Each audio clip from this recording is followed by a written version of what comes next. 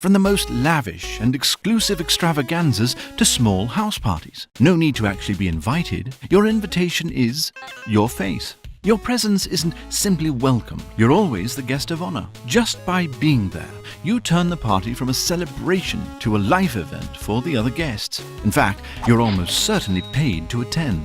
Although this may seem outlandish to you and me, this is the daily life of a celebrity. Celebrities live an almost incomprehensible life. Unlimited access to any venue, unbridled acceptance and adoration. They have the ability to access a world that is almost outside the realm of thinking. So much so that it may not be out of the question to ask, are celebrities even human?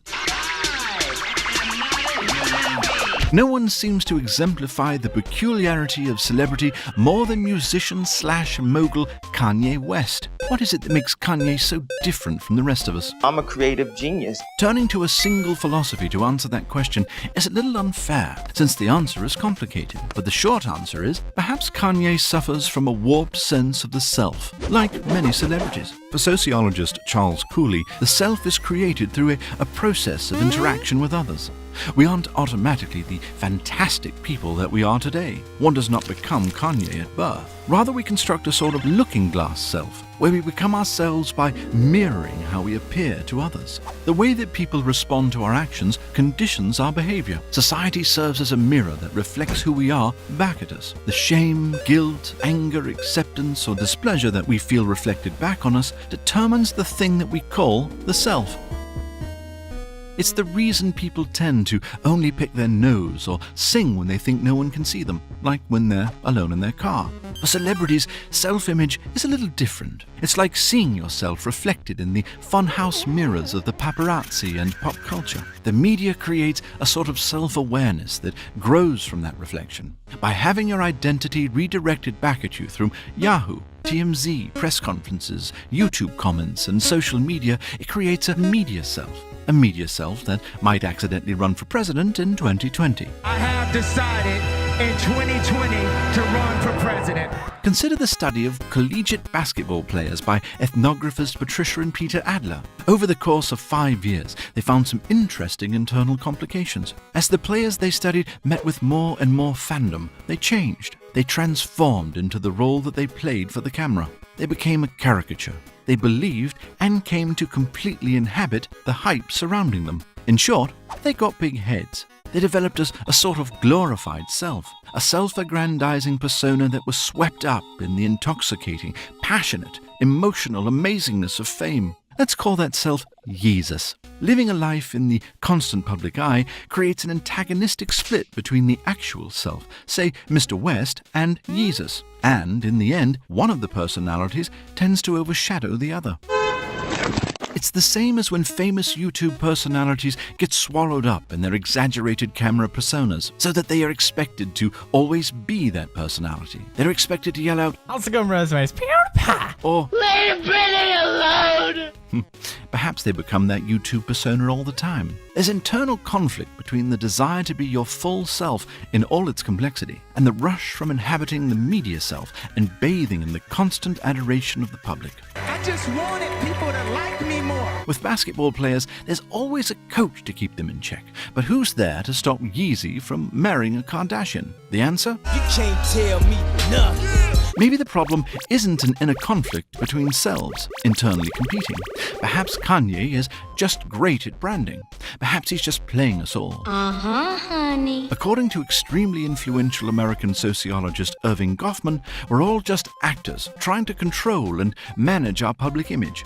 We act based on how others might see us. We act to avoid public embarrassment. The people we meet are never really who they seem. They're all performing in order to maintain damage control. The person we see in music videos, in the tabloids, on television, is exactly who Kanye wants us to see. You just do it and you don't hold back. But if Kanye isn't tricking us all, if he really is an egomaniac, does it really matter? Living in a world where people are taught to be humble, compliant, and to avoid arrogance, a unique spirit like Kanye might seem a little out of place. The personal quirks of Kanye are perhaps best understood in terms of the works of Johann Caspar Schmidt, otherwise known by his pseudonym Max Stirner, or, to the Australians, Mad Max Stirner. In his most important work, The Ego and Its Own, Stirner establishes a philosophy that he describes as egoism. Rather than something as base as simple self-interest, he argues that egoism is concerned with self-governance, or personal freedom without internal or external constraints. Giving up your own personal ends in any situation amounts to unfreedom, whether that means obeying your parents, repressing desires because of religious beliefs, following general customs of courtesy at award shows. I'm really happy for you. I'm gonna let you finish.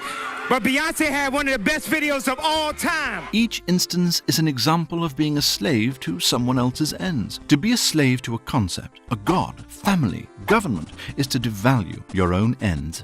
The egoist lives in a relationship of property with people and objects. Everything exists for the individual, and they ought to have unlimited ownership over the world. Everything exists for the individual self or ego. It means that in plenty of situations, egoism justifies lying, I did not have sexual relations with that woman. cheating, I don't think anybody knew there was an issue with the balls. stealing, Lowen pled not guilty to felony grand theft. arrogance, Anyone who comes to my show has the time of their life. or hoarding all the good beats for your own album. Most people would object, that's immoral. Stirner might respond, who cares what you think? The same way Kanye might say exactly what he's thinking, regardless of your feelings. George Bush doesn't care about black people. So, dear viewer, what do you think? Is Kanye the victim of a warped sense of the self, or is he a maniacal egoist? Either way, one thing is for certain. The 2020 presidential debates are going to be a spectacle. If you, like us, have noticed how politics and entertainment are becoming oddly conflated, then let us recommend some reading material that comments on this very phenomenon. The Hunger Games by Suzanne Collins. Take a trip over to audible.com, the sponsor of this episode of 8-Bit Philosophy, and download a copy of it, or any other book you want, for free. With the final film coming out later this month, there's no better way to catch up than listening to the book while you're stuck in traffic, jogging, or pretending to work. Audible has over 180,000 audiobooks to choose from, and they're giving away a free one just for being a fan of the show.